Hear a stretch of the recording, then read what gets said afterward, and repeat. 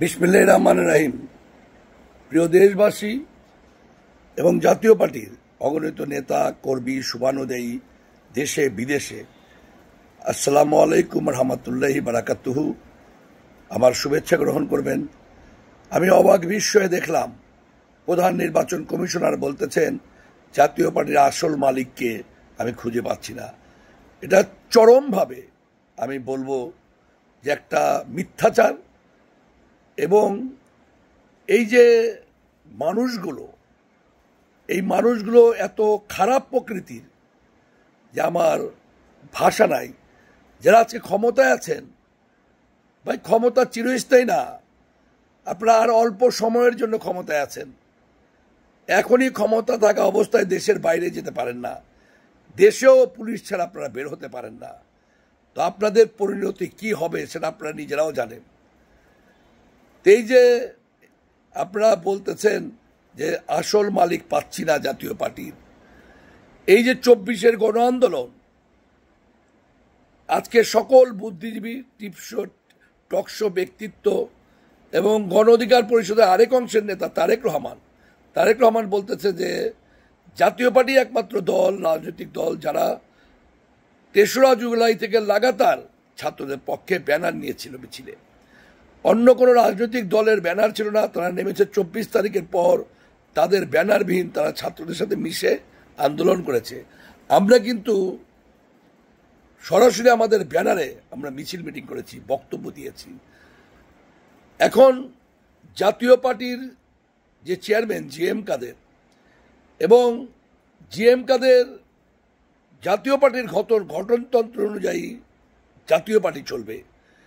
জাতীয় পার্টি অন্য কোনো দলের গঠনতন্ত্র অনুযায়ী চলবে না। জাতীয় পার্টির গঠনতন্ত্রে স্পষ্ট আছে যে জাতীয় পার্টির চেয়ারম্যান দলের প্রয়োজনে ইচ্ছে করলে শৃঙ্খলা ভঙ্গের দায়ে যে কাউকে বহিষ্কার করতে পারে। যারা দল থেকে যাদেরকে বহিষ্কার করা হয়েছে তারা সম্মেলন করে কিভাবে? এই এখতিয়ার কে তাদেরকে দিল? কেউ কি দিয়েছে? এই যে সারা বাংলাদেশে গত 1 বছর যাবৎ এবং গত এই যে 3 মাস 2.5 মাস যাবৎ যে আমাদের পার্টি বেশ পুরানো হচ্ছে, জাতীয় পার্টি জিএম কাদেরের বাইরে অন্য কাউকে নিয়ে কি আলোচনা হয়? আলোচনা করে যেমন মাসুদ কামাল সাহেব, আনিস আলমগীর সাহেব, মাহফুজ সাহেব, এমন অনেকে, জিল্লুর রহমান সাহেব আলোচনা করে জাতীয় পার্টির অন্য অংশকে নিয়ে।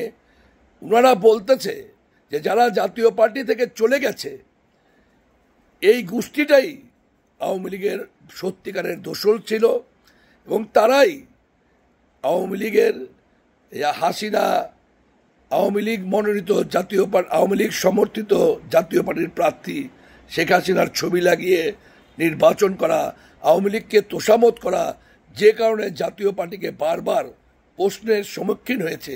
এই লোকগুলা চলে যাওয়াতে জাতীয় পার্টি কলঙ্কমুক্ত হয়েছে। তো আজকে সবখানে কিন্তু আলোচনা জিএম কাদেরকে নিয়ে, জাতীয় পার্টিকে নিয়ে।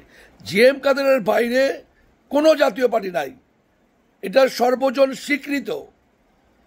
এবং জিএম কাদেরের বাইরে লাঙ্গল প্রতীক এবং জাতীয় পার্টি অন্য কোনো কারো হওয়ার কোনো চান্সই নাই। এই জন্য নাই, তখন জাতীয় পার্টির চেয়ারম্যান হচ্ছে জিএম কাদের যাদেরকে বহিষ্কার করেছে তারা কি সম্মেলন করতে পারে? এই নেতারাই কিন্তু জিএম কাদেরের বিরুদ্ধে মামলা করেছিল, আমাদের বহিষ্কারদেশ প্রত্যাহার করেন। জিএম কাদের কারো মামলা বহিষ্কারদেশ প্রত্যাহার করেছে?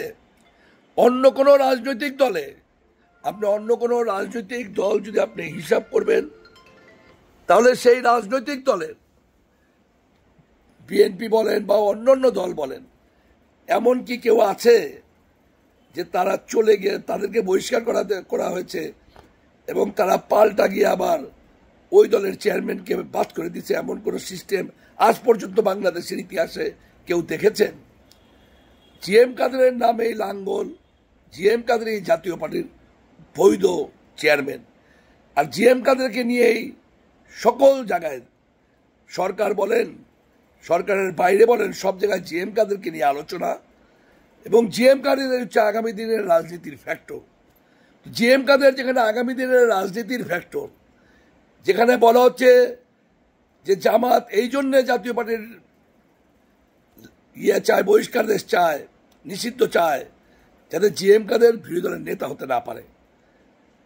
তো ব্যাপার হচ্ছে জিএম কাদেরের বাইরে জাতীয় পার্টি হওয়ার কোনো সুযোগ কারো নাই। তো এর আগে যারা দল থেকে বেরিয়ে গেছে, সেটা আনোয়ার হোসেন মঞ্জু বলেন, নাজিউর রহমান মঞ্জু বলেন, জাফর ভাই বলেন, জাকপা বা নীলু ভাইরা, যারাই জাতীয় পার্টি ভেঙে গেছে, তারা তাদের আলাদা প্রতীক নিয়ে তারা রাজনীতি করতেছে। কিন্তু এখন যারা গিয়েছে তারা কিন্তু বহিষ্কৃত নেতা, তারা কোনো অবস্থাতেই কিন্তু জাতীয় পার্টির কেউ না। এটা ক্লিয়ার জিনিস। এখন হচ্ছে মানে এটা একটা গেম খেলা। এই সরকার নির্বাচন কমিশনকে দিয়ে গেম খেলতেছে। তো এই গেম টেম খেলে ভাই কোনো লাভ হবে না। এই যে বর্তমান নির্বাচন কমিশন, আপনাকেও কাঠগড়ায় দাঁড়াইতে হবে, আপনার প্রত্যেকটা অপরাধের বিচার করা হবে এই দেশে। এত সহজ মনে করবেন না কোনো কিছু। এবং বর্তমান সরকার এই নির্বাচন কমিশনকে নিয়ে যদি এই লাঙ্গল খেলা শুরু করেন, আপনারা কেউ ভাই নিস্তার পাবেন না। এই দেশের মানুষ সব দেখতেছে। আর একটা জিনিস মনে রাখবেন, আমি ক্লিয়ারভাবে বলে দিতে চাই, আজকের জাতীয় পার্টিতে সবচেয়ে গুরুত্বপূর্ণ মানুষ হচ্ছে জিএম কাদের। জিএম কাদেরের নামেই ভোট হবে। যদি আমাদের কাছ থেকে জোর জবরদখল করেও কেউ লাঙ্গল নিয়ে যেতে চায়, কোনো লাভ হবে না। ভোট হবে জিএম কাদেরের নেতৃত্বে। জিএম কাদেরই হবে প্রতীক। জিএম কাদের যেখানে থাকবে সেখানেই ভোট পড়বে। যারা লাঙ্গল দাবি করতেছে তাদের মুখে কিন্তু হাসি নাই, তাদের নিয়ে কেউ আলোচনা করে না। আপনারা দেখেছেন তাদেরকে নিয়ে আলোচনা করতে কেউ? এই যে আমাদের দল থেকে কিছু লোক চলে গেছে গত কিছুদিন, তাদের প্রোগ্রামগুলো দেখবেন, কোনো মুখে হাসি নাই। কর্মীর থেকে নেতা বেশি, তাদের মুখে হাসি নাই এবং তাদেরকে নিয়ে কেউ আলোচনা করে না। যদি এই সরকার এবং নির্বাচন কমিশন ষড়যন্ত্র করে লাঙ্গল অন্য জায়গায় দেয়ও, কেউ সেটা মানবে না। তারা এই দেশে রাজনীতিও করতে পারবে না। কারণ লাঙ্গলের হকদার হচ্ছে জাতীয় পার্টি, তৃণমূল, জিএম কাদের। এবং জাতীয় পার্টির এখন একমাত্র প্রতীক হচ্ছে, সিম্বল হচ্ছে জিএম কাদের। জিএম কাদের লাঙ্গল, লাঙ্গলই জিএম কাদের। আর লাঙ্গল যদি জোর করে দিয়ে দেওয়া হয়, আমাদের লাঙ্গলও লাগবে না। আপনারা দেখবেন জিএম কাদেরের নামে আগামী দিন ভোট পড়বে। যাদের ব্যক্তিত্ব নাই, যারা ব্যক্তিত্বহীন, যাদেরকে কেউ চিনে না। দেখেন, আমি একটা ক্লিয়ার আপনাদের কাছে কথা বলতে চাই। আমরা ঢাকা শহরে বাস করি, বাংলাদেশের রাজধানী ঢাকা। এই যে ঢাকা শহর, এই ঢাকা শহরে আমি আপনাদেরকে চ্যালেঞ্জ দিচ্ছি, আপনারা 200 বাড়িতে যাবেন, 200 বাড়িতে যেয়ে বলবেন যে বাংলাদেশে যে রাজনৈতিক দল আছে কাদেরকে আপনারা চিনেন। নাম বলবে জিয়াউর রহমান, শেখ মুজিব, বেগম জিয়া, তারেক জিয়া, শেখ হাসিনা, পল্লীবন্ধু এরশাদ এবং জিএম কাদের। জামাত যাচ্ছে, আমি চ্যালেঞ্জ দিচ্ছি, জামাতের যে আমির তার নাম কেউ বলতে পারবে না। আপনি 200 বাড়িতে গেলে 5টা বাড়ির মানুষ জামাতের আমিরের নাম জানে কিনা সন্দেহ। আর বাকি অন্য অন্য দল তো বাদই দিলাম। এই ঢাকা শহরের মানুষই, যারা মা বোন ঘরে বসে আছে, যারা সাধারণ মানুষ, তারা কাউকে চেনে না। তো জাতীয় পার্টির যে অন্য যারা নেতা, তাদেরকে চেনা তো বহু দূরের কথা। জামাতের আমিরকেই ভালোভাবে মানুষ চিনে না। জামাত ইসলামকে চিনে, ওই দলের নেতাকে চিনে না। মানুষ চেনে 5 জন মানুষকে, 6 জন মানুষকে।